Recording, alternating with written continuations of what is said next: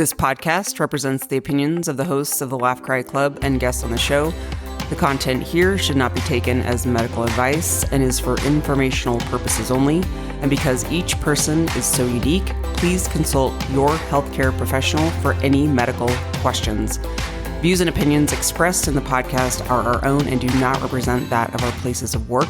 While we make every effort to ensure that the information we share is accurate, we welcome any comments, suggestions, or correction of errors. Hello, and welcome to the club. It's the Laugh Cry Club. We're back. By the way, if you haven't noticed, we're dropping episodes on Mondays. I thought that was just a wonderful thing for everybody to start your week off with 3 licensed therapists, just easing you into the week. I am Joy Parrish. And I am Rebecca Zeleny. And I am Chelsea Walsh. And we are the Laugh Cry Cry Club. Crying and laughing. Yay. Welcome, Hello. everyone. So happy you're here with us. Well, it's week 3, episode 3 for us. We are having a blast. And thank you for everyone who has submitted reviews, ratings on whatever podcast platform that you are listening to us on. I think by now everyone should be good with the podcast platform. So click that rate and review. 5 stars only. Lower than that, we cry, and you don't want to make sensitive therapists cry. No crying. Not about We don't bad wanna cry about reviews. that. We don't wanna cry about No. that. The other thing that has been wonderful is we're starting to get questions at our Gmail account. So you can email laughcryclub@gmail.com and we will answer questions for you. We will get to that at the end today. So we're going to start off with some very brief laugh cry moments of our week. We're going to talk about burnout today. I am sure no one out there knows what that is. And then we're going to finish with a listener question. So, Chelsea, would you like to nominate who goes first on our laugh cry moments this week? I always love to nominate. And this week, I am going to nominate. I'm going to nominate you, Joy. What an honor it is to be nominated. I think we're hilarious, by the way. So I still laugh at Rebecca's nomination for TSA last week. And I'm working on that, by the way. If you noticed our social media, Yeah. I actually have an official hat, TSA hat. I saw that. Did they send that to you? It was, They did. They heard about my nomination and they said, we are so excited to have you. Maybe some shit will get straightened out here. Maybe someone won't have to leave their water bottle and cry after they get through TSA. Well, thank you, Rebecca. We appreciate your efforts. My laugh of the week. So I have a couple really good ones, but they're very, very brief. One was my husband the other day was talking about, he goes, "What's a glow up?" And I'm like, "What do you mean, what's a glow up?" He goes, "Well, someone used that phrase when they were talking to me at work." And I was like, "Did they say you got a glow up?" He's like, "I'm not really sure. I didn't really understand the context." I said, "Well, a glow up means you got like a makeover, like you got your teeth done, you got like maybe you did something to your skin, you got a facial or did your hair." But my husband's bald, so it's not like he could do much to his hair. So I'm like, was it clothes? Anyway, we had a good laugh at that because I don't think he really understands what a glow up is. I don't know if they used it in the right context at his work of what a glow up is. So that is TBD, but we had a good chuckle about that. The second laugh of the week is my dad. I have very, very cute, sweet parents. They're both close to 80 years old. My dad is a retired mechanic his whole life. So very blue collar family. He loves to work in the garage, like classic grease guy, like just always has his hands dirty in the garage. Right now, at 82, he is restoring a VW Bug. I grew up in the garage. I grew up like hanging out with my dad with cars in the garage. So VW Bugs, that was like a big classic thing in my life, in my family. So he has kind of taken that up again as far as restoring cars. He hasn't done it in a while. But my dad is just really goofy. And my mom sent me this picture. My dad and my mom met in Los Angeles, California. So they're very like kind of Beach Boys era, like just super LA surf vibes. My mom sent me this photo. She goes, and I'm going to send it to you guys. I'll post it on Instagram. So everybody look at our Instagram. And it was my dad next to this VW Bug in this like Hawaiian t-shirt and a huge carved out piece of wood that looked like a surfboard. And I'm like, did he just whittle a surfboard? And my mom's like, yeah, he just like carved out a piece of wood that looked like a surfboard. So he is kind of like trying to reenact his like surfboard, or like Beach Boy days. And it was just so cute. I had a good laugh. I'll post it because if you can picture this like 82-year-old man who's just trying to like relive his younger years, And it's so typical of my dad to be like, oh yeah, I'm going to go down and cut a tree off to like, I mean, don't worry, he's not cutting down trees illegally. But like, that's just so him to like whittle something out of wood and then be like, here, I just cut up a surfboard. So the picture for Rebecca and Chelsea, this is this painting behind me, this piece of wood is something my dad like burned a painting into. So like, he's very crafty, but it warmed my heart and made me laugh. Can I just say that's absolutely amazing that your dad just like whittles stuff suddenly? Like he's on the beach and says, hey, I really could use this surfboard. So let me get my tools and whittle this surfboard in record speed. I mean, amazing. The joke with our family is truly like he can just do anything. He is so funny, the things that he can put together in like 2 seconds. It cracks me up. So I'll definitely be posting that photo because it really warmed my heart. I'm going to show you two here. Oh my gosh, it warms my heart. And my kids are surfers. Look how cute he is. He's so okay. He looks like a beach boy. Yeah. He has this amazing surfboard and the coolest car. That warms my heart too, Joy. I love it. Thank you. And it was I was like, Mom, who dressed him? Because I'm like, where did he get those clothes? Because he has shorts on. He never wears shorts. He's very like self-conscious of his body because as he's older, he's like very thin, like he just lost all his muscle. And so I'm like, he has shorts on. She goes, oh, he picked it out. He had a glow up.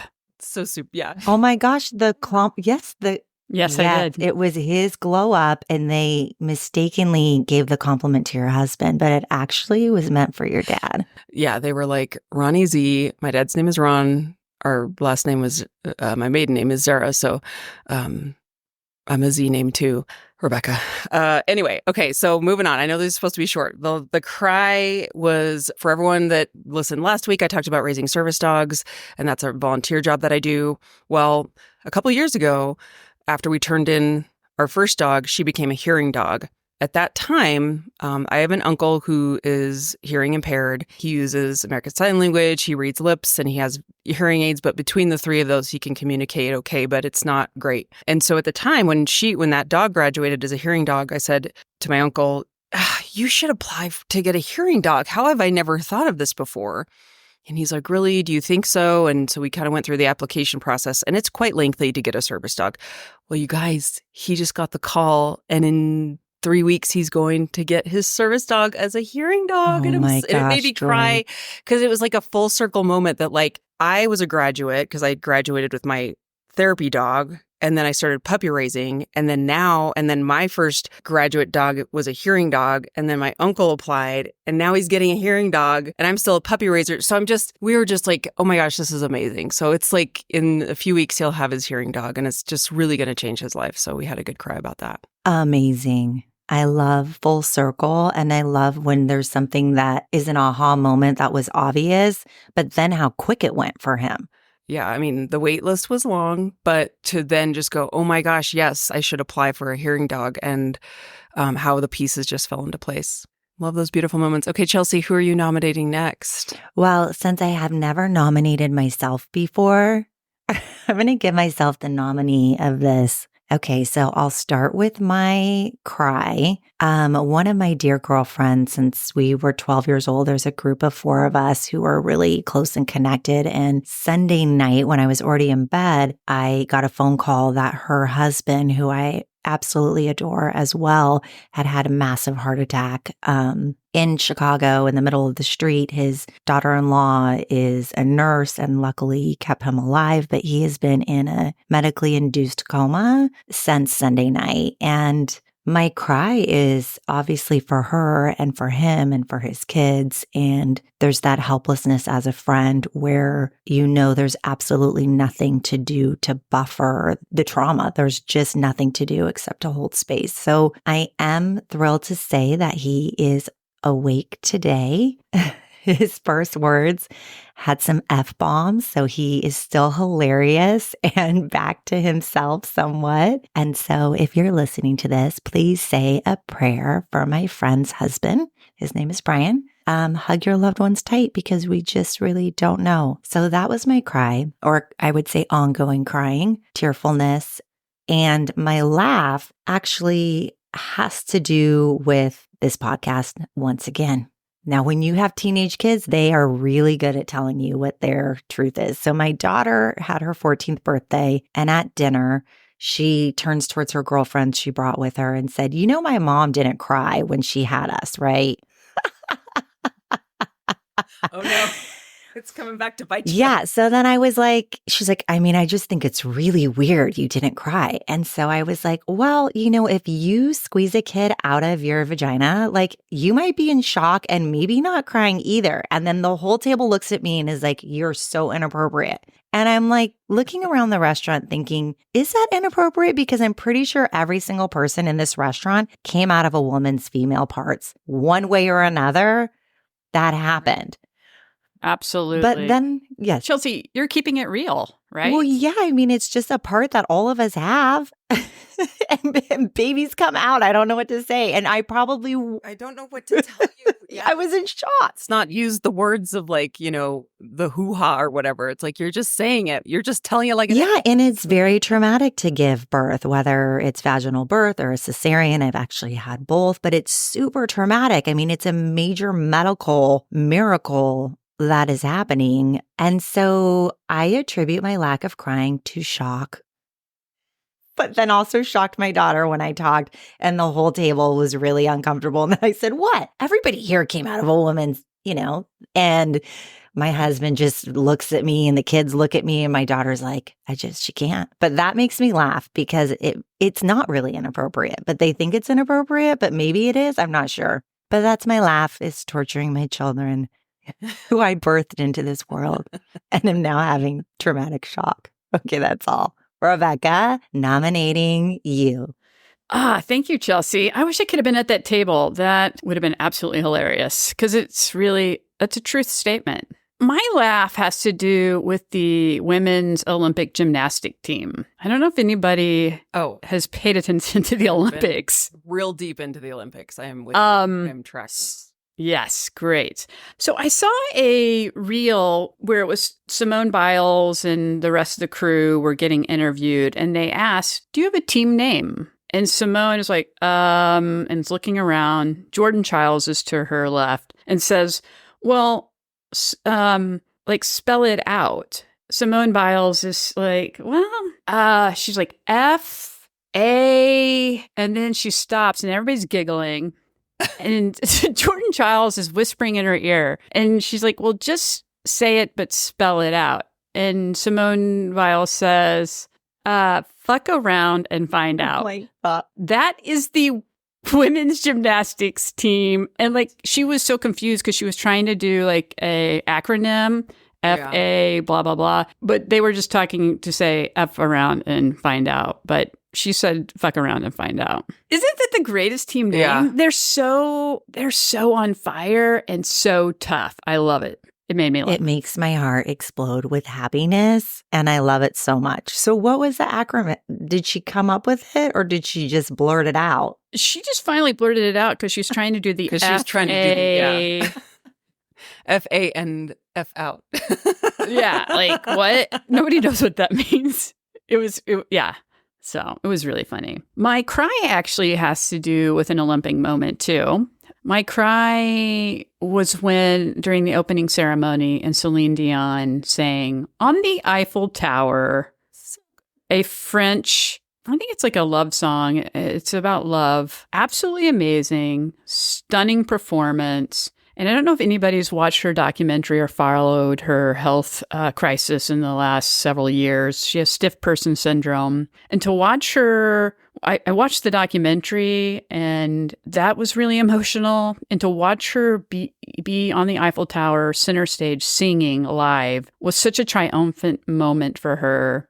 I could see it in her eyes too, that she was so happy to be providing this gift to the world. It was magical. Magical. I saw it too, and it was a surprise, right? No one really knew that was coming. And when I spent a semester in France, and I went to Paris a lot. Celine Dion means a lot to people in France. I mean, all of the record stores at the time, I still have memories of a French song that was really popular when I lived there, and a Celine Dion song. And just her standing on the Eiffel Tower, she was belting it out. The song was coming from the depths of some spiritual realm. I cried too. I'm with Exactly. not cry. I mean, it was beyond like human, right? I mean, she's amazing regardless. But if you watch the documentary, there's a portion where she's trying to sing in the documentary and it's a real struggle. And to watch this, stunning. Yeah. Those are the moments where I'm like, I don't know, it kind of makes you think about the important things in life. Yeah, I feel like this kind of cry moment and the medical crisis that she's been through also kind of leads us into our conversation today about burnout. Not that she said anywhere that her career burned her out, but what little I do know about stiff person syndrome is it's a neurological disorder. Sometimes these neurological disorders are considered mind-body. And a lot of time when we are stressed as humans, our physical bodies are stressed, then neurological conditions can happen as well. So I feel like this kind of ties into with our topic for today. Rebecca, do you want to kick us off? Do you have a burnout story?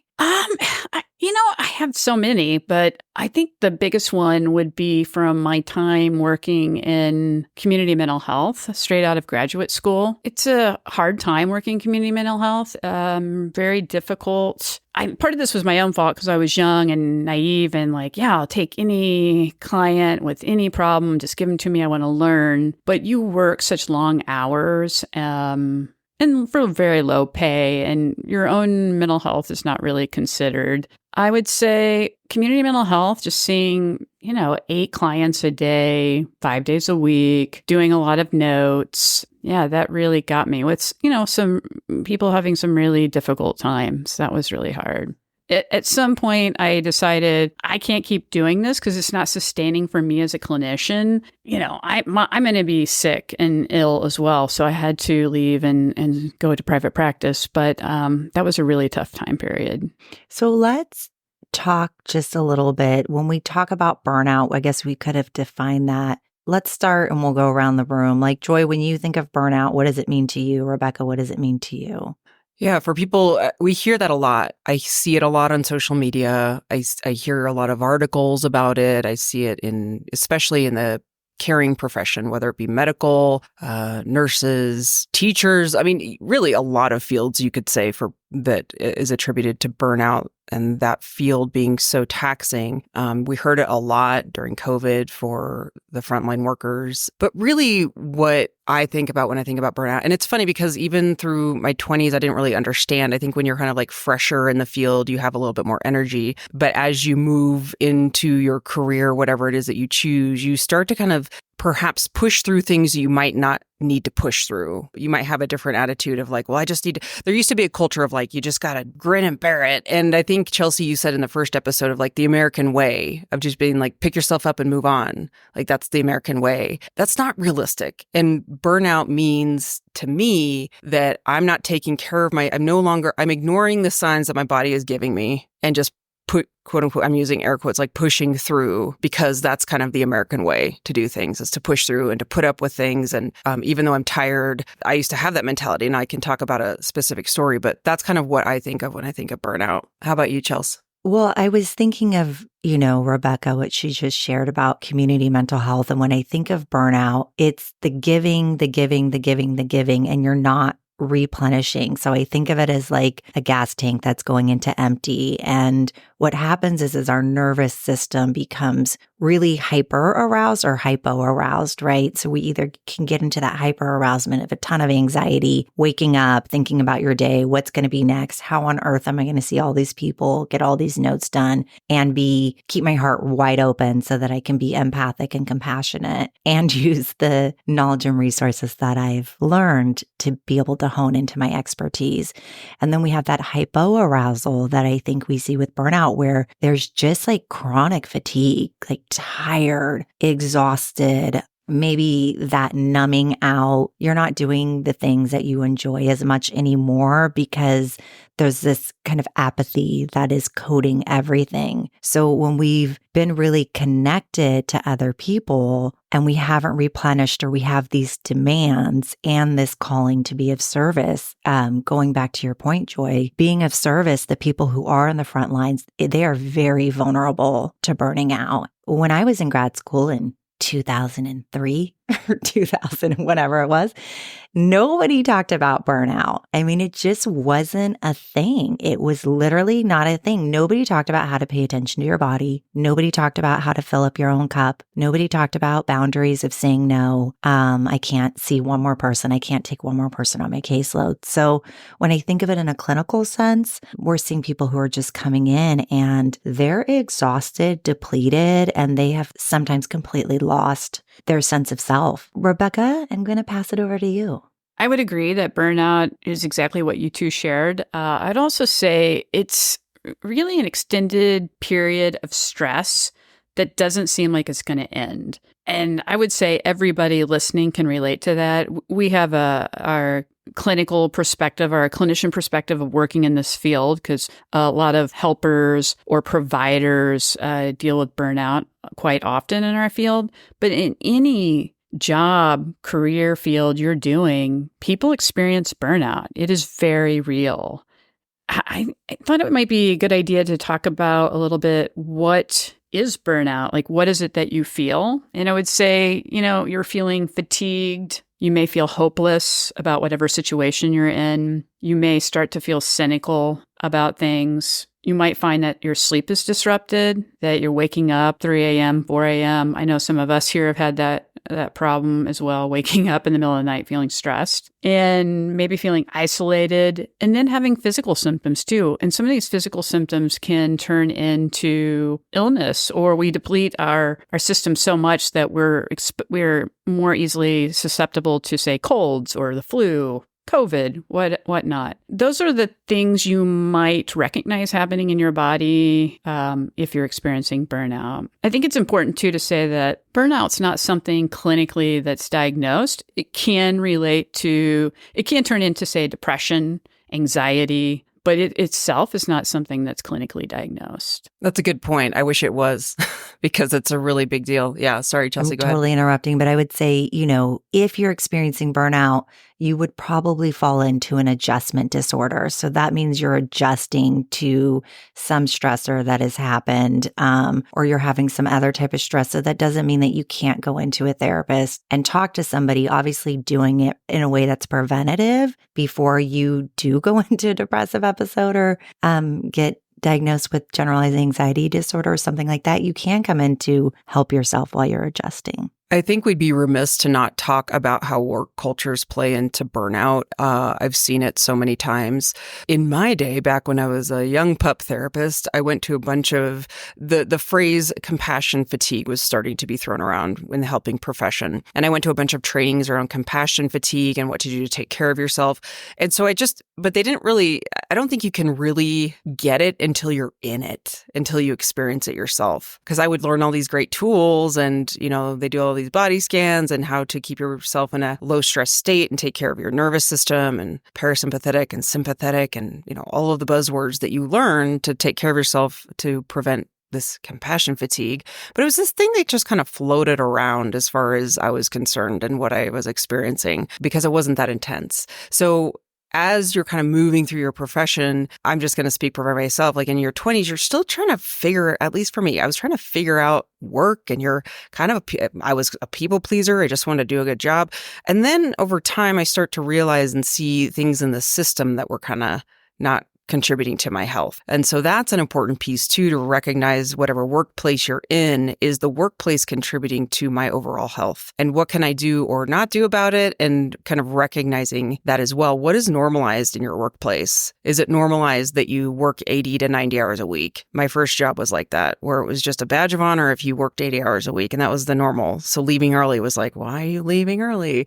And then, the next job of just like Rebecca said earlier, as far as how many people that you see, it was just normalized. Well, if so-and-so can see this many people a week, why can't you? And it's like, well, because we're not robots. So that's something to look at as well when you're going through evaluating your own self and what burnout may look like for you is what are you allowing to kind of get into your orbit or, if you're not taking care of yourself and how is that environment contributing? I'll see a lot of clients who will come in and they'll talk about some of the workplace stress that they're experiencing.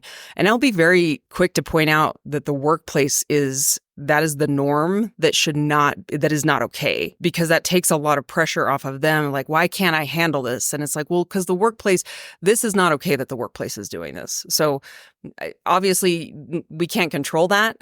So obviously we can't control this patient's workplace, but I can point it out to say that part is not your fault. And what are the things you can control? And perhaps you need to look for another job or whatever the case may be. But I just wanted to point that out too, as we're kind of moving towards explaining all the pieces that contribute to burnout. And I'm going to add to that, and I'll share self-disclosure of my own burnout, is I burnt out myself. I mean, I did this to myself in my own business, in my own practice, because I really had such a lack of boundaries with that people pleasing and wanting to say yes and wanting to take as many people and help as many people. And for many years, it actually was fine. It was great. I could do it. And then as time went on, it became really unsustainable. And I was continually trying to pull back. And I just could not get that balance right. I noticed I was burnt out when my kids were doing puzzles on the floor in the living room. They were little. And I just felt like, oh, they're cute. But I didn't want to get on the floor and do the puzzles with it. Like, I was so physically tired, and I love puzzles. I was so physically tired, I didn't want to get on the floor with them. My nervous system, I specialize in PTSD and specifically sexual trauma is what I've worked a ton with, having nightmares at night, chronic nightmares, constant nightmares, waking up in the middle of the night, really my just not taking healthy time off of work, not taking time to not think about work. I was living and breathing work. I was studying as much as I could, researching as much as I could, reading all my books. There was no novels. It was all psychology books. And so it was really overdoing that I was doing to myself. That was my unrealistic expectation. And it wasn't until I was 39 turning 40, and I call it the fuck it 40s, when I decided, like, fuck this. What am I doing? Like, I literally am existing. In fact, I wrote about this recently. Like I said, I'm the CEO of my life, and I don't want to do this job anymore. I'm done. And so I, within probably 4 months, sold my business, sold my travel trailer that I had, sold my house, gave away almost all of my possessions, and moved to an island in Alabama. Who even knew they had an island here? Literally was like, I'm done. And I did this during my marriage had actually exploded, and I was giving my marriage 1 year. So I did this, and everybody was like, you're insane. You're leaving a successful business. You don't even know if you're going to stay in this marriage. You're moving to, like, what? Alabama? That's a flyover state. Like, my friends, are like, we're not going to go there. Like, it's not even safe. And I knew in my core and my soul and my being that I needed to do a hard reset. And I spent a year and a half really coming back to myself and undoing layer after layer after layer after layer after layer. And it was something that I did every day. I was very privileged to be able to have time to do that, but it was every day, journaling, meditating, kayaking, coming back to me. So that was extreme burnout. And now, since then, it has been such a hard reset that it's ingrained in my core to just be so mindful. In fact, this week I just started up with a new therapist because I can feel a little bit of that disconnection from myself. And so it's like just early intervention. That's key, is once you go through it. I don't know if you feel like this too, Rebecca, Chelsea, but it almost feels like you don't realize how bad it was till you're out of it. It feels similar in this experience I'll give to you, but to what I would imagine you're kind of describing, like a toxic, abusive relationship where you're just like, you don't know how bad it is till you're out of it, and you can have a different perspective. I would absolutely agree with that. Sometimes I refer to it as the toxic lover, that you don't recognize what's really happening until you're through it, out of it. And then looking back, you can take a big, deep sigh of relief that you're out, and you feel light. I think you feel lighter then, and you start to recognize all the terrible things that were happening to you. I would also add too, Chelsea, that was a drastic time period for you. And that's really self-preservation. That's what we're all trying to do as humans, is stay alive. And so when we become stressed, we want to preserve ourselves to keep living. It's a natural state for all of us. It's inherent, but you don't have to sell all your things or quit your job in order to do that. There are some other things you can do to try to help yourself. Would any of you like to share more about that?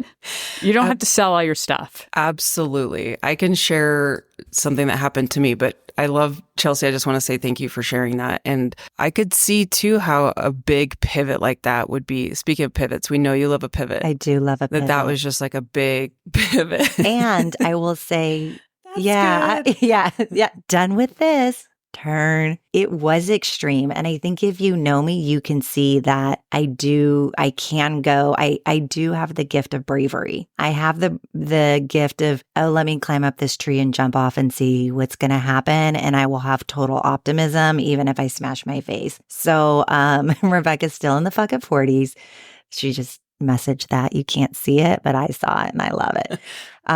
We talk to each other while we're recording. Yeah. So I would just say, you don't have to be that extreme. There are so many little teeny tiny things that you could do. Part of my extreme is, I think, just my personality, that I'm willing to dive in to save myself in a really extreme way. And I was pretty burnt out. Okay. But Joy, I'm passing it to you to share some other ways that don't entail giving away all of your belongings and starting from scratch. I wanted to also say to your credit, I mean, that's just, you had to do it that way. And I think there's times I'll give my experience here in a second. I keep saying that. I will. I promise. I'm just living on the edge here. Suspense. That sometimes it has to get to the point where it's almost like the frog in the boiling water example, where it just doesn't know it's boiling to death until I hate that example, but like whatever. It just. I need to say the poor frog. It makes me cry every time. I know it really does too, because I'm like such an animal, or let's think of something else. But you know what I'm saying? Like the cartoon that's like, going to hop out of the water. It's not a real frog. This is just a cartoon frog, but that you kind of don't realize it until you are out of it. And you're just like, oh my gosh, I was actually dying. And I didn't realize how hot it was getting. So I think in my example, here goes. It was very traumatic. And I've told both of you about this. I'll try to do a very, very abbreviated version. The long and short of it is I was in a toxic workplace that I didn't know I was in. I kind of knew it, but it was really reinforced by a really good paying job and really good benefits. So a lot of the people there called it the golden handcuffs, because they throw a bunch of money at you and they give you really, really good benefits. And so it's hard to leave, because as a therapist, this is not a very lucrative job, depending on what kind of work you do, but it's not like historically not a very lucrative job. So you can't go to other places and get paid the same. So I was at this job just thinking like, okay, I guess I'm just going to stay here because I'm sitting pretty, making a good living. But the toxicity of the culture was really, really eating my soul. Okay, then COVID hits. COVID was really busy. I went to work every single day in an office. My life never changed. I'd never had like the work from home thing. Like my life was just completely unraveling with going to work and being so stressed. I had to work at vaccine clinics. I was, recruited to work at all these vaccine clinics because people just needed coverage to get people in for vaccines. Like I was just, like you said, Chelsea, I was just running like crazy. And then on top of that, I was so stressed out about a lot of things that were happening at this job, just like with the toxic workplace culture, mostly the management. I remember at one point just feeling so tired, so nervous. Then the election happens of 2020. And I remember those core moments where you're like, I remember it like it was yesterday.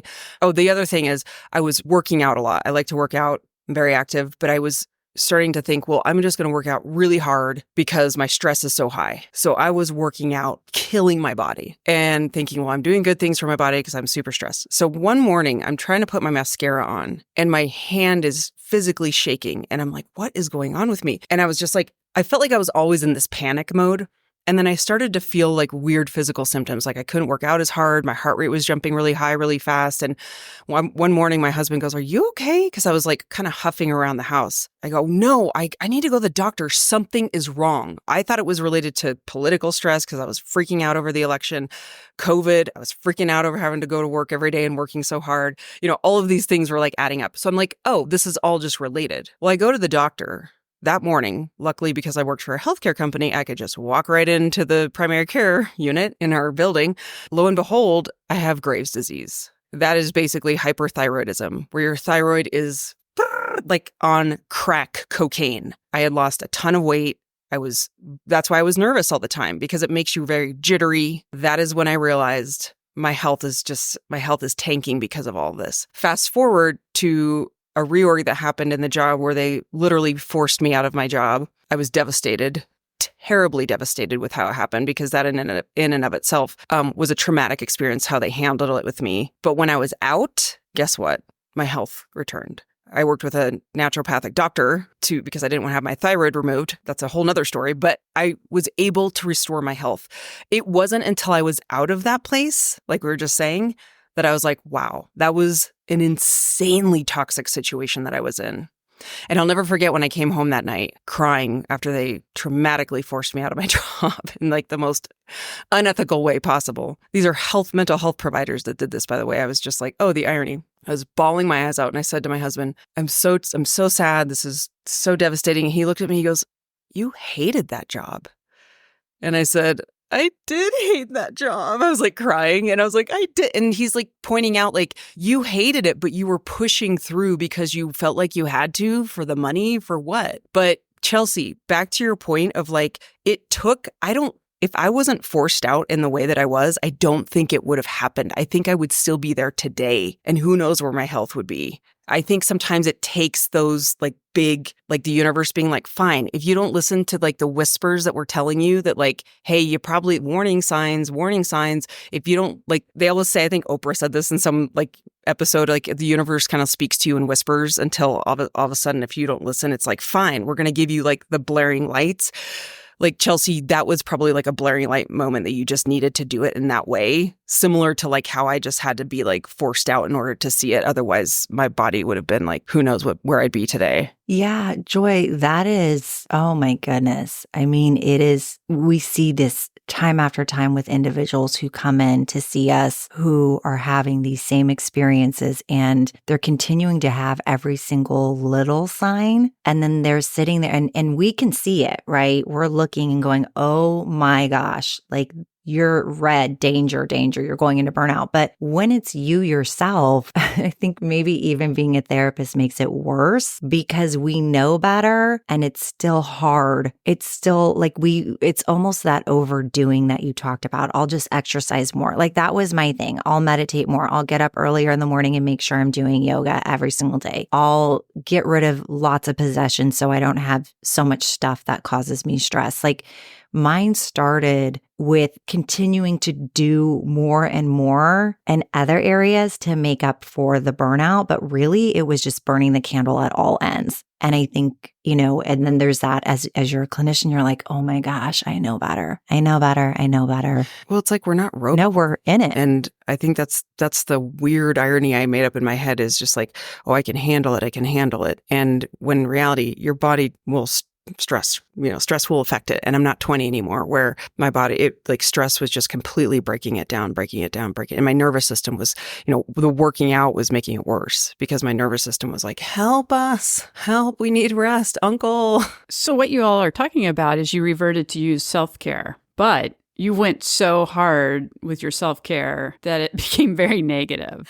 Yes. I'm crying. So, right? It's not always the best. Yeah, you got to be careful with that self-care. You do. And I think one thing that I see talked about a lot when people are talking about burnout in the media or therapists, everybody goes to self-care. What are you doing to take care of yourself? When you go to your boss, they're going to probably say, oh, what are you doing to take care of yourself? And they're going to expect you to have the solutions. And there's a shift somewhat in this country. I don't know that a lot of organizations have adopted it yet, but the research shows that burnout is not the responsibility solely of the employee, and self-care is not the answer completely. It does help, but the organizations in this country, the companies, play an important role, and they share responsibility in this burnout. Rebecca, thank you. Thank you for saying that, because my therapist at the time told me my homework was to do nothing. She was like, stop doing all of the things. And I think when we're thinking about burnout, it is a misconception. Oh, it's self-care. No, it's boundaries. It's actually boundaries. It's actually turning off. It's actually not answering that phone call. It's actually saying these are the hours that I work and these are the things that I can do.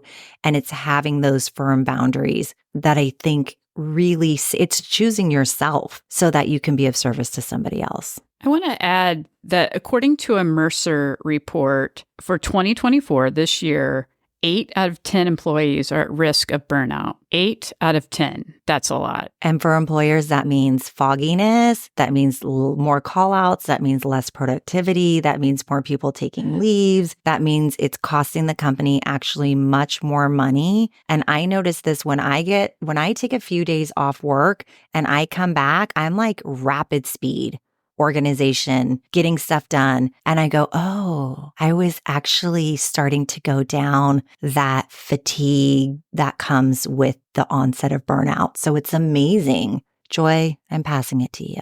No, I just wanted to follow up with a question for Rebecca because, a lot of workplaces, I think you can talk the talk, but they're not walking the walk. And I've seen this with all workplaces and friends that kind of talk about this where burnout is something that they're like, okay, how are you taking care of yourself? But how is the workplace showing up? And what are some things that you think like workplaces are doing or that maybe you've seen where they can really walk the walk with taking care of their employees? Well, the first thing is a human first approach with their employees. There are some companies that really are great at that. And human first is recognizing I'm speaking to a human first beside, and what their job title or duty is second. So as a human to human, what do you need? I might need to offer you some time off, vacation time, maybe a sick day, a mental health day.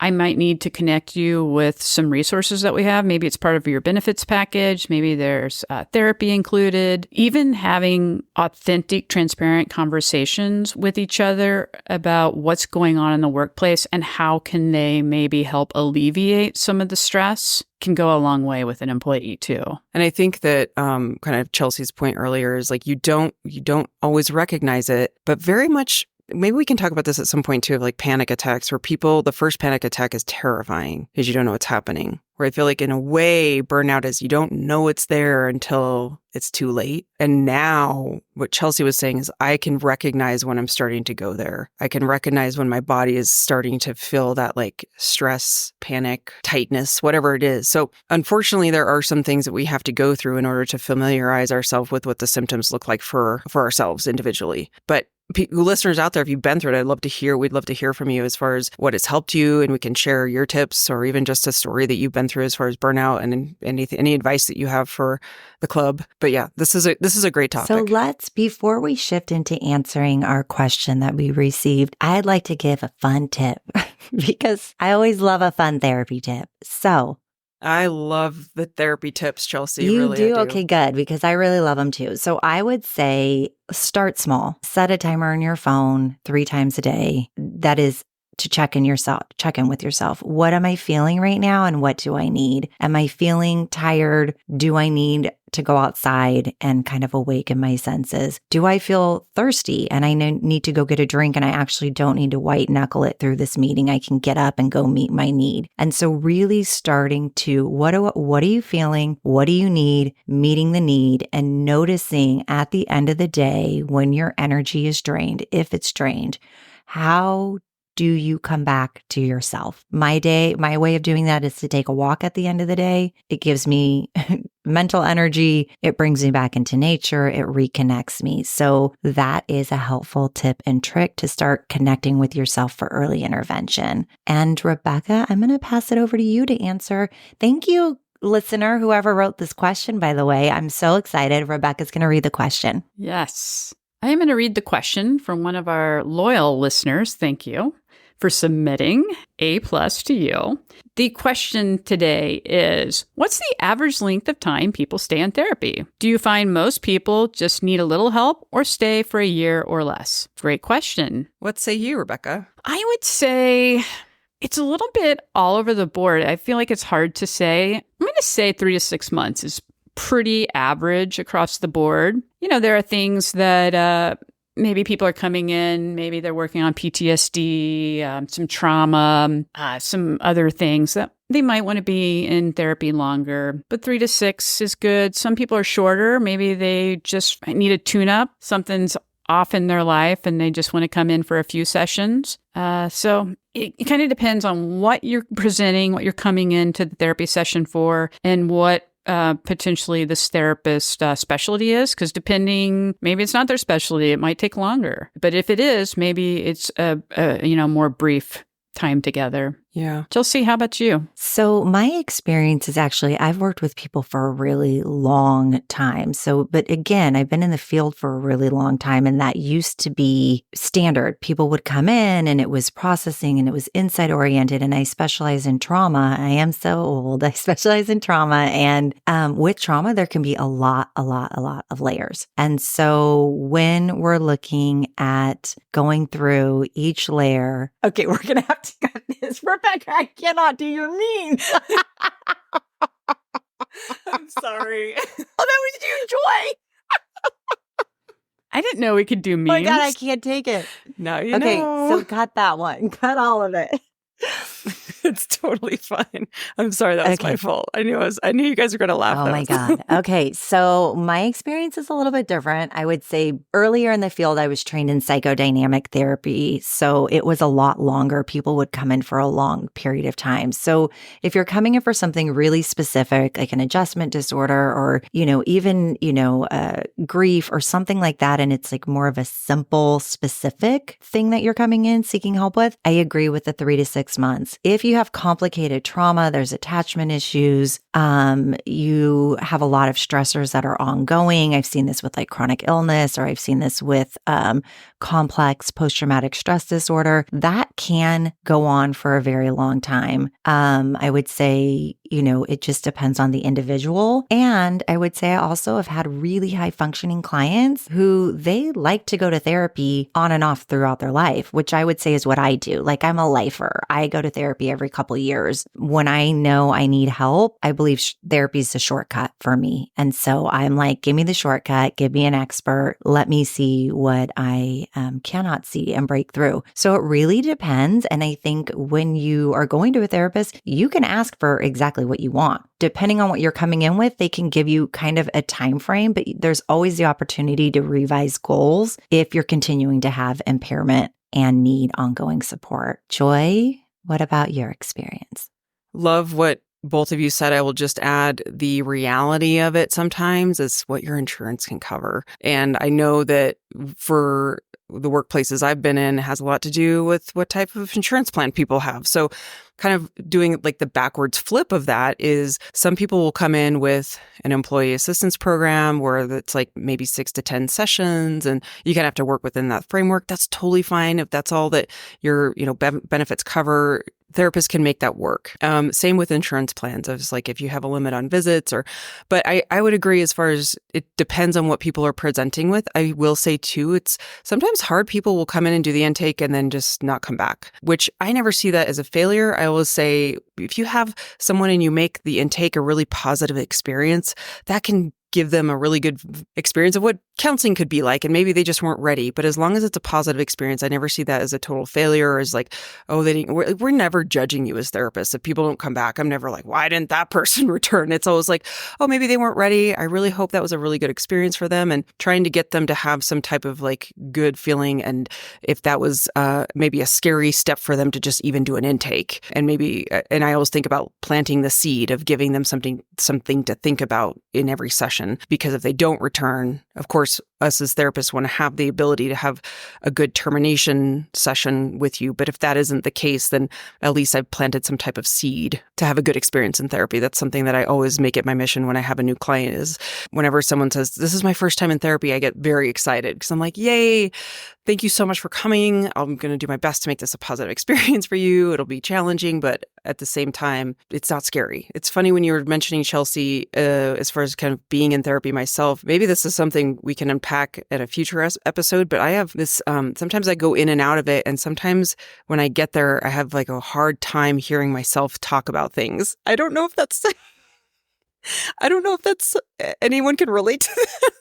But sometimes when I hear myself talking, I'm like, ugh, you're really struggling with this, which is also funny because like sometimes when you just let it out, you have a clarity, but I will kind of go through these ins and outs of like, Joy, really? Are you struggling with this? Really? Like, come on. I feel like that when I just hear my own voice. And when I listen to my own voice I'm like, oh my God, you're like listening. Yeah. So my own voice and the complaining, if I'm complaining in session, fun fact, I hired a therapist once and told her all I needed to do was show up and complain because I didn't want to keep complaining to my friends and family. So I'm like, can I just show up and complain? I mean, that's valid. Yeah, it was actually really helpful. Yeah. I do want to say the planting the seed. So this question actually does have a lot to do with the client because the therapy session plants the seed, but it's up to the client to continue to water and grow that garden. So whatever behavior changes, self-work, even if it's just being more compassionate towards yourself for understanding a cognitive distortion, well, we can talk about those terms later, but being in therapy for 50 minutes a week is great, but what you do outside of therapy, that is the magic garden. No one likes Chelsea. to hear that. But It's true. so Really? true. Everybody It's so likes to true. I hear mean, it. look at your Right? Because you get to do it yourself. I mean, a lot of No. my patients are like, can I just be in this hour and then the rest of my life I don't have to do the work? I mean, I shouldn't say everyone, but it is hard sometimes where people are like, I don't want to do that. And I'll say it's totally okay if you don't want to do it. Just let Yeah. your therapist know. Yeah, exactly. Just be upfront. Because sometimes people, you give them homework and it's like we're on session 1, session 2, session 3. How's the homework? nothing? And so just say, I'm not going to do that. Yeah. We're going to save time. Yeah. But maybe because you're calling it Or, homework. yeah, like that's right. Nobody wants to do homework, Rebecca. This is called self-growth work. Did I say homework? Oh, my bad. I don't actually ever use that term. I say this worksheet. I think I use worksheet, but I don't use homework. But it's homework. That's what we're assigning. Yeah. It's like a prescription. Would you agree or disagree? Sometimes when I'm doing therapy, I use this phrase a lot where I'm like, look, guys, gals, people, all therapy is building a tolerance to uncomfortable feelings. That's I all like it is. that. It's building a tolerance to like really uncomfortable feelings. Because most of the time it's people like, oh, I'm really having anyway, we could do another 5 hours. We're going to like wrap that up. But I did want to get a pulse check on that. Like, cause I say that a lot. Would you say that's pretty accurate as a part of therapy is building up a tolerance to uncomfortable emotions? Yes. And maybe not a tolerance, but how do you cope with them? Yeah. Because they happen. Yes. They happen to everybody. And what matters is how we show up and we deal with them or we cope with them or manage them. Because there's healthy ways and there's unhealthy ways. I think it's a longer conversation and Chelsea's like, can we wrap it up? no, I think it is a longer conversation because human beings are just so complex. They're so complex. So there is frustration tolerance. There is building up that as a muscle. And then there's understanding and the understanding and making meaning and building resiliency. That is really, really, that's exciting work. Well, lucky for our listeners, we have a lot of episodes ahead of us. So we've got nothing but time to cover all of these topics. If you would like to submit a request, a question, you can email us laughcryclub@gmail.com. We are on all the podcast platforms. Give us a rating and review. 5 stars. Leave us a comment. Positive things only. Please don't make your therapists cry here. We are sensitive and we really just bless you on your way if you didn't like us. You can follow us on Instagram at Laugh Cry Club. We post really fun pictures there. If you didn't see Rebecca in the Big Bird costume, last week's reference, you can go to our Instagram and see that there, as well as her TSA. Did you post it? We had to post it. We had to make sure that is a post with her TSA promotion. You can also find us on Facebook. Rebecca, Chelsea, any final words for this week? I am just having a ball with you two. This is so fun. I'm so glad to be here, and I love our listeners. And let's, keep subscribing. Let's do this. Just keep subscribing. Just All keep subscribing. All the platforms, just subscribe. That's all you need to do to make us happy. Like and subscribe and share with your friends. More to come on TikTok if my son Miles gets it together. And for all you Gen Xers out there, I hope you have a great and especially great day. Especially great day. I hope you're wearing a lot of plaid still and rocking with the grunge. Thank you, everybody. We'll see you next week.